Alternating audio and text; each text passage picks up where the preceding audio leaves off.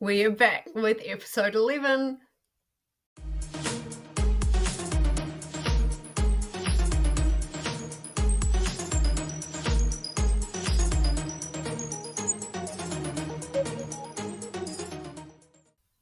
So today we have Paula, and Paula is at the channel Family and Books. Make sure you go ahead and subscribe really quickly.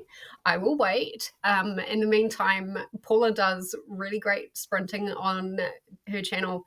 If you like trivia and games, Paula is definitely the place to be. But there are some cool vlogs on her channel as well. So make sure you go ahead and check her out. I don't know what to expect. I'm hoping for something slightly alternative, something slightly out of the box. Give me a bit of a challenge. Also vibing with the new jacket today. Let's get started. So massive shout out to Paula. Look at how cute she is, and the little ear things as well is so cute. Massive shout out to Paula for being the first person to approach me when doing Read the Beats. Paula actually asked if she could be a part of this, and I was like, yep, sweet. Makes my job easier, having to pick through all the amazing booktubers. So yeah, massive thank you to Paula.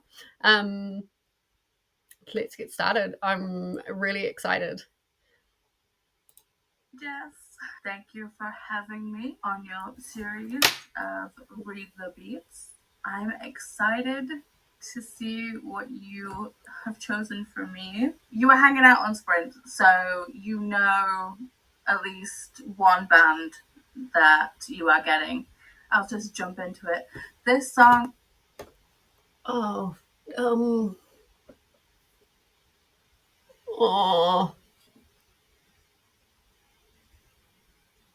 sleeping? No, I can't think of it. That was last night. That was last night. I can't think. Or was it through the day? I can't think what that is. I remember Kiani had like a really cute and funny nickname for them. Has been living rent free in my head for ages until their new album dropped, and then another song from that album is now living rent free in my head.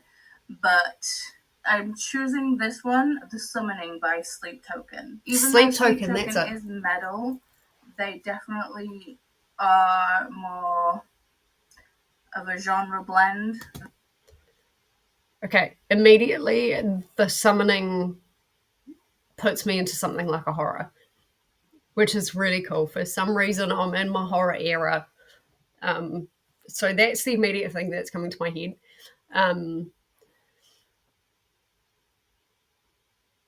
Sleep Token itself isn't really kind of giving me much unless I want to think outside the box and say read a book in bed, which is a prompt, but it's not really a prompt for a specific book.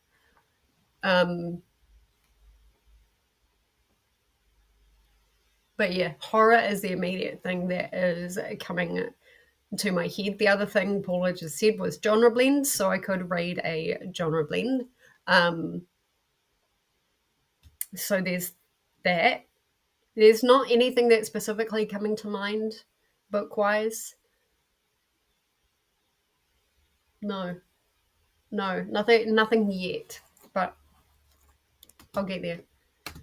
This song in particularly, pretty much halfway through the song, you think it's finished, but you just have to ride the wave, and the That's song another completely prompt. switches and changes from metal into funk with such a kick-ass bass line. Love it. The next song, anyone who knows me knows that Aerosmith is my favorite band of all time. I love Aerosmith so very muchly, and it was difficult choosing just one Aerosmith song. It was so hard. You have no idea. I chose this one because there is a definite, clear story behind it. Janie's Got a Gun by Aerosmith. I remember that song. I know that song. That was in a satire movie when I very first heard it. And actually, I was thinking about that song not long ago. I didn't know it was from Aerosmith. Okay. Janie's Got a Gun. The first thing that comes to mind for me actually is Rage by Stephen King, but I've already read that. So I'm going to have to rethink that. But like a school shooting for some reason is what is immediately coming to my head for that. Oh, interesting. I didn't know that was Aerosmith. Great tune. The last song is so random, but if you know me, you know that it's just a part of who I am. Okay. Back in the 90s, music television was a thing. MTV. It was a whole thing. And it was always on in our house. And this one song came on and I absolutely loved the hell out of it. I vibed so hard. And even to this day, it's like I still know all the words. As soon as it comes on, if it comes on the radio or on a random playlist, I have to stop what I'm doing and just vibe out to this tune. It reminds me of being young and just summer. And this song is Bop by Hanson. It's so... Oh my god. Oh my god. You're bringing all the nostalgia with you right here. Oh, I used to love that song. Wow. That's a banger. That's a banger. I think, do I have that on my favorites list? I should re-put that on my favorites list if it's not, because man, that brings back some memory. For me, that song brings back memories of like road trips, summer. Exactly what Paula just said. So I think that song in itself is going to be more a vibe prompt than it is going to be like picking things through the song and the story and stuff like that. But oh my god, nostalgia. Okay, nostalgia in itself is a prompt.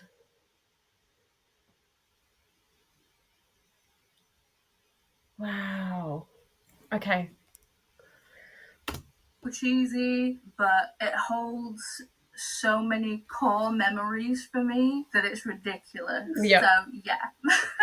It is what it is. Sorry I couldn't pick something cooler, but I was asking Chris what songs, what reminds you of me. We were going through and I was just going through genres and stuff. I listened to a lot of Motown growing up because my dad loved it and my mum loved it, and 70s rock and 80s hair metal, all the things. And I was just going through all these lists.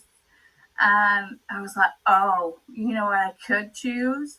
And as soon as I started playing it, Chris and I were creasing up laughing.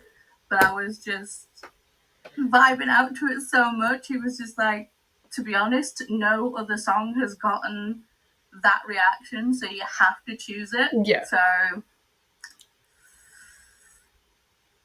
yeah, I'm excited to find out what you have chosen for me and how I'm going to interpret all the things. I'm excited to see how you interpret these songs. Anyway, happy listening and happy reading.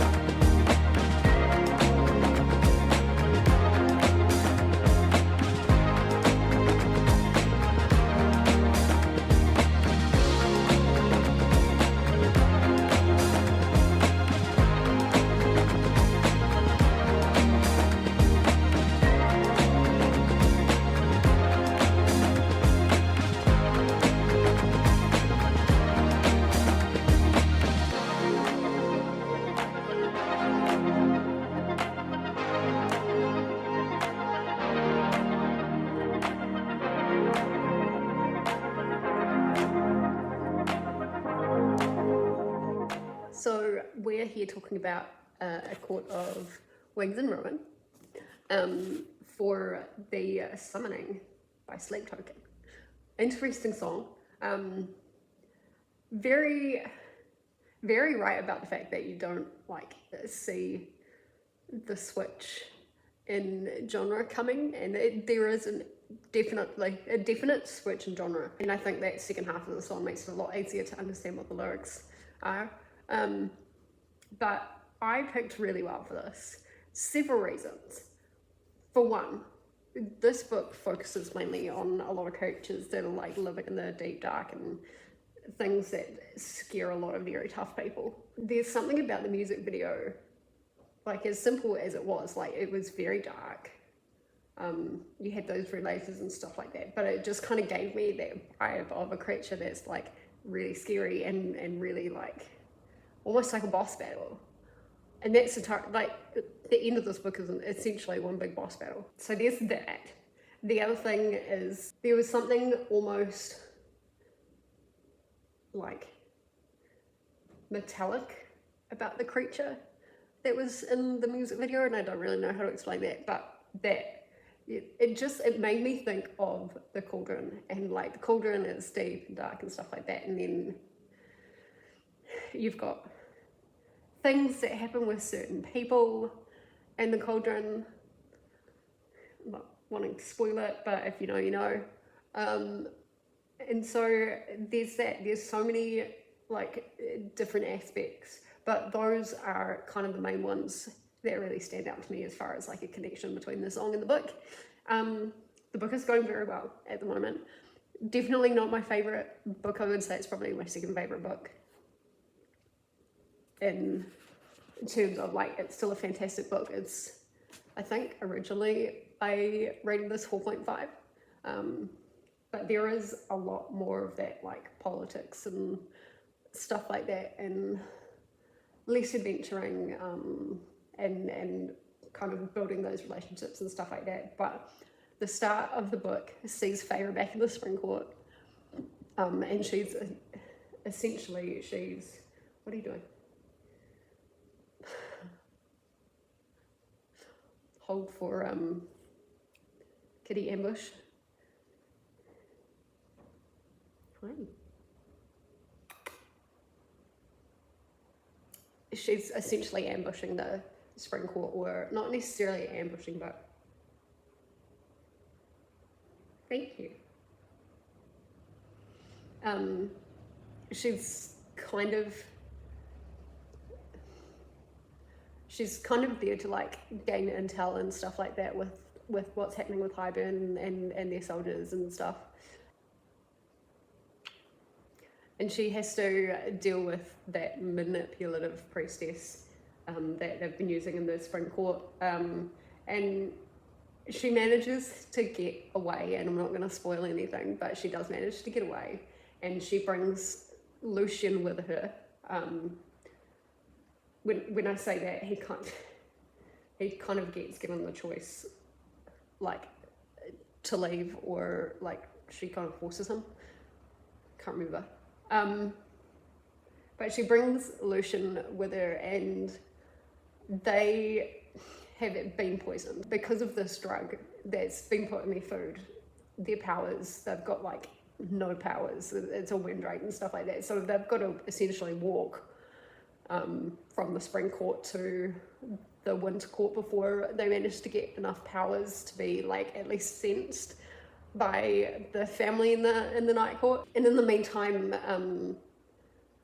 there's Nesta, who is like, she is the deep dark evil thing. And then there's Elaine, and they're kind of recovering, which I guess that's a bit of a spoiler. And so they're being taken care of, but Elaine is like, she doesn't really speak, and if she does speak, she speaks in riddles. And so that's really interesting. We don't get too much from Elaine at the moment, but I think she's definitely one of the more interesting characters, and I really want there to be a book from her point of view, or like about her. And so at the moment, like, everyone's been reunited and stuff like that. And with this war with Highburn that is happening, Reese is like, we need to get all of the courts banded together because Highburn's got some pretty decent allies. Like, he's got a big army, and he's got a couple of other kingdoms' armies as well. And so essentially, in order to beat Highburn, Reese is like, we need all 7 kingdoms on our side. And we may need more than that. And there's still no guarantee that we're going to win. So there's that. And I really love that Feyre is learning how to fly at the moment. I quite like those training montages, and to get more time with Azriel as well is really cool. He needs a book. So yeah, that's currently where I'm at, up to about to start chapter 30. So we're a little under halfway, which means I will update you at the end. And yeah, just doing heaps of reading today, and then we'll move on.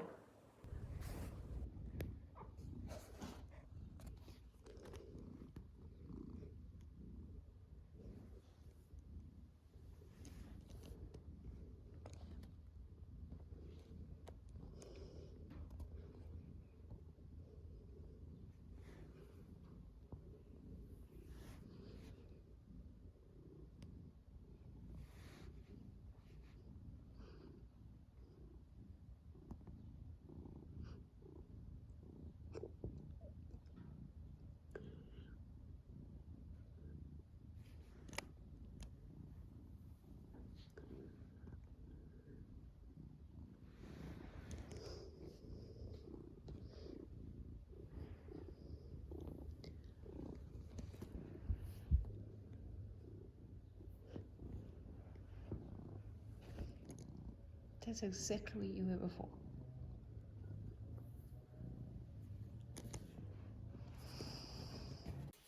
So, A Court of Wings and Ruin. I chose this for the summoning by Sleep Token, and I really enjoyed this. I think this worked really well.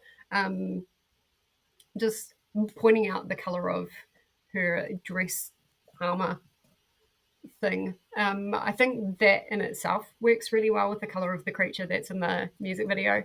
But I mainly chose it because when I was listening to the music and watching the video, I got a sense of like the cauldron and the mystery of the cauldron and the deepness and the darkness and the could be terror of the cauldron. And so that's the initial reason why I chose that. And there's also like lots of deep, dark creatures that get unearthed in this book. And they're honestly the best characters in the whole book.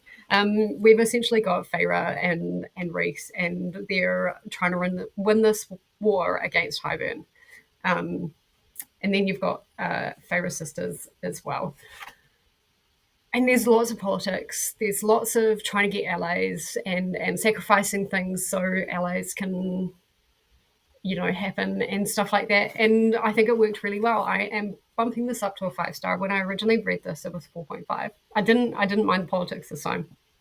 It was really good. This is still my second, but it's tied with A Court of Silver Flames. As far as like my favorites in the whole series.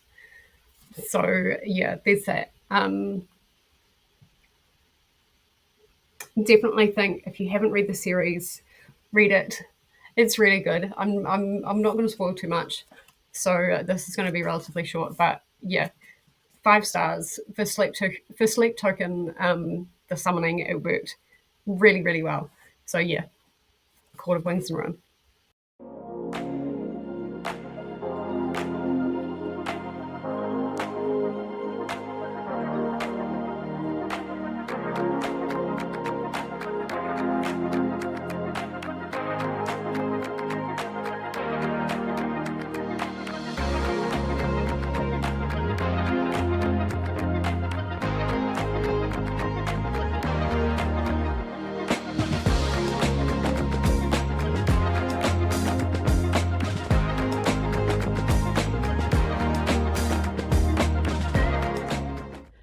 So I am almost halfway through Butcher and Blackbird, and I am enjoying it.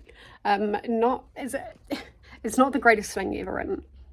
I will say that it's like very surface level and stuff like that, but it is a good time if you just want to turn your brain off. I chose this because of like the whole murderer aspect, and it being about essentially a couple that are serial killers, and Jane's Got a Gun essentially is, I think, about a girl who murders her father. I'm enjoying this. I'm just kind of chilling out this afternoon reading this. I am, where am I? On page 136. So yeah, almost halfway there. The one thing I will kind of say about this is, considering this is about serial killers, there's only been a couple of aspects where they've actually killed anyone, and while you get good description of how she stages and stuff like that, and that's probably one of the better scenes in the entire book that I've read so far. While you get a good description of that, you don't get a lot of description about how he kills and stages and stuff like that. So at the moment, we've seen him kill somebody, but he was just being a total brute because he got really fucked off. So I don't know whether that's like how he normally kills and whether it's staged like that or what. It's very heavy on cooking as well. So the guy, his day job is actually a chef, and it's very heavy on the cooking, and that's, I feel like, how they're building a lot of their relationship, not through their shared profession, side hustle, whatever you want to call it, but a lot of it is happening through cooking and stuff like that. And so I will say that in a negative aspect, because it's kind of taking away from what I expected the story to be, more about like serial killers doing serial killer stuff. I am enjoying it. It's probably about a 3.75 at the moment. Not expecting a whole lot to change, but we will see. Yeah, it's not bad.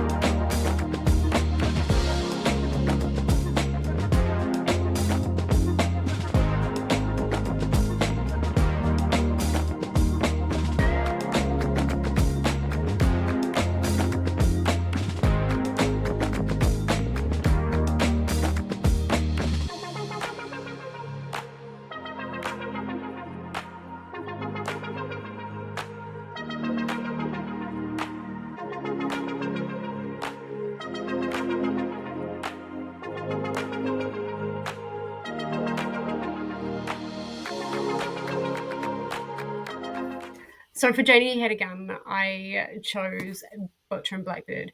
And this one, like I said in a previous update, there was a lot of cooking involved. And so that was quite confusing. There was less killing and more cooking, if you know what I mean. And like, this isn't cooking people either, it's cooking regular food. Would have been more interesting if there was like more of cooking real people. There was one situation where there was a cannibal, and that was kind of fun. There was some like fun scenes with like when they actually took out, you know, the targets that they were set, and this is like a once a year game for these two. But in between these games, and there wasn't a whole lot of these games, in between these games, there was a lot of like Rowan trying to get to know Sloane, and there's like this kid that gets $20 or $50 or whatever to deliver, ingredients to Sloane's house, so he can be on the phone and guide her how to cook and stuff like that. And I'm like, is this a serial killer romance or is it a cooking romance? And to me, I thought it was more of a cooking romance. And if the author wanted a cooking romance, then maybe that's like where they should have stayed instead of trying to add serial killers to it. If they wanted a serial killer romance, then lean more heavy on the serial killers, because that's why I originally chose Butcher and Blackbird for Janie Had a Gun, because the song is essentially about somebody killing someone. And so, yeah, I don't think, I mean, it kind of worked with the serial killer aspect. There was scenes where people got murdered and there was a bit of staging and stuff like that. But I don't think for the majority of the part that it actually matched up very well. Let me know if you guys have read like the whole series. Is the second one worth reading? Like, does it kind of lean more heavy on the kills? Or is it still like a cooking romance? I don't think it's a cooking romance because of Leather and Lark. So I would say it has something to do with like her best friend and also his brother, I think. But anyway, I don't think, based on how this went, that I really want to read the next book in the series. But in saying that, there was hints to this like forest phantom. And the epilogue was actually from his point of view, I think. This is like the main guy that these guys are trying to get to. But like whoever is like the best of 5 or best of 3 gets to take this guy out. And they never actually got to that point. So maybe that continues in book 2, but yeah. As far as like a song match, it was so-so. This book is a 3-star. 3.5. I'm giving it 3.5 because I did have fun at points. But it was trying too hard to like dull down the serial killerness. And I found that the author kind of mistaked this as a cooking romance more than a serial killer romance. So yeah, that is essentially Butcher and Blackbird for Janie Had a Gun.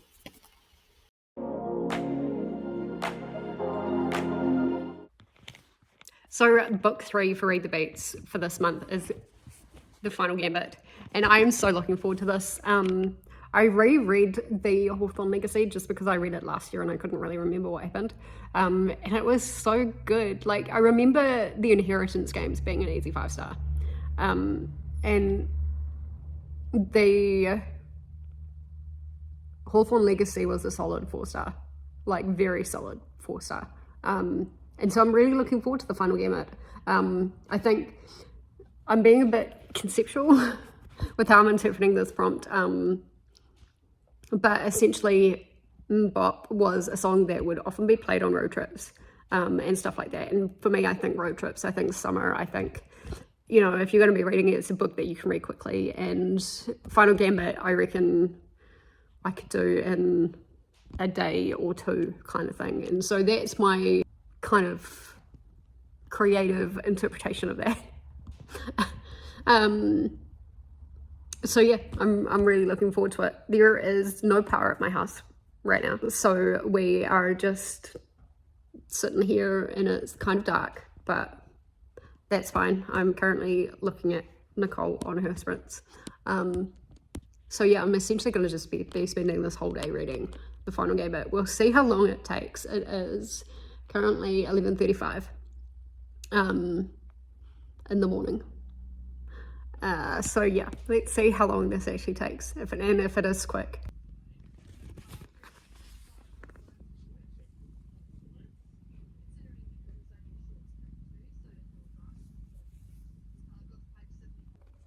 Okay, so I think, on chapter 64. I don't really know what chapter because I've been listening to it.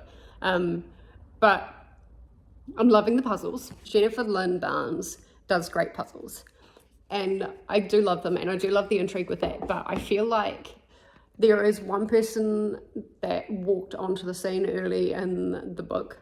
And I do, like, I have to say, I'm quite far through the book. But there's this, like, addictive page-turningness to these books where you kind of forget to update. But the person that walked on the scene quite early, I was, like, immediately suspicious of. And she seemed to have gained pretty much everyone's trust. But she's just done something that I kind of knew was going to happen, and whether she's done it just because she's hurt or whether she is actually the bad guy, I don't know, but I'm hoping it turns out that it's just because she's hurt. And I'm trying to be vague here because, like, these are the books that you really want to go into blind and you'll get, like, everything out of it. This whole series is actually, like, a perfect series to read in summer, I think, because it's so quick, it's so bingeable. And people say that about thrillers, but, like, I would say that this is. And, you know, speaking as someone who is in her 30s, like, this is a YA, but as an adult, I'm finding it very entertaining. So, yeah, definitely going to be finishing this tonight. I think on the audiobook, I've got a little over an hour and a half. So, yeah, it's going to be good. Let's have a talk about the Final Gambit. I use the Final Gambit for Hansom's Bop, which is such a good song. And I chose this because the song reminds me of, like, summer and road trips and stuff like that.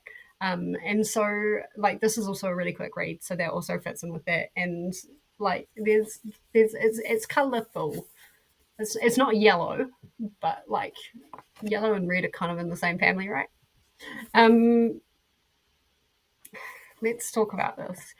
Look, the first book in the series is, like, definitely the best, and then it kind of goes down from there. This is a 3.5 because it went down a route that was, like, very predictable and kind of went away from, like, the puzzles and the games and stuff like that, and turned into, like, a kidnapping and rescue situation. And the person that comes on scene for most of the book and then turns on them is it just the reason why all of this was happening was a wee bit petty, like, for me, and it just didn't really make sense with, like, what, well, who's the granddad's name? The granddad that died. It didn't make sense with, like, what he was trying to do with the boys and stuff like that, and all the games and the puzzles and stuff like that. It kind of turned, and I lost interest once this particular person turned on them, and I was like, that was very predictable, because when they first arrived on scene, I'm like, that's a bad guy. And I was hoping to be proven wrong, because, you know, sometimes, not very often, but sometimes that happens. And yeah, it didn't feel great, and I lost all interest once that turn happened, and once the motivations were revealed. I was like, that could have been better. And so, yeah, it's a 3.5. Still a very quick read. With the games and stuff like that, it was still enjoyable when they were solving puzzles and stuff like that, and the family trying to beat each other at solving these puzzles. It was yeah, that part was fun. It was just, like, the motivations and stuff just didn't really make sense and was a bit boring. So yeah, it was still a fast read. I still managed to do this in a day. So 3.5, I think, is a really good rating for this. I'd probably still read it again, but yeah, definitely my least favorite in the whole series. Long story short, she's trying to find somebody that could essentially challenge her right to the Hawthorne house, basically. Who that person is, I'm not going to say. But yeah, definitely, if you haven't read them, give them a go. First book is fantastic. I gave it 5 stars. I loved it. And then, yeah, it just kind of went down from there, which is a real shame, but it does fit the prompt and it does fit what I was going for. Fast read. Definitely, like this whole series is definitely one that you could read in summer really easily. They're kind of like popcorn books. They're not thrillers, but they are like popcorn books. I mean, if you were going on vacation, if you were on a plane, this would be perfect to read. So yeah, it does fit the prompt. So there we have it. These are the 3 books that I read for Read the Beats in July. Had some amazing songs to go along with that. And yeah, what did you guys think? Thank you so much for being a part of this. Look forward to the next one, and I will see you later. Bye.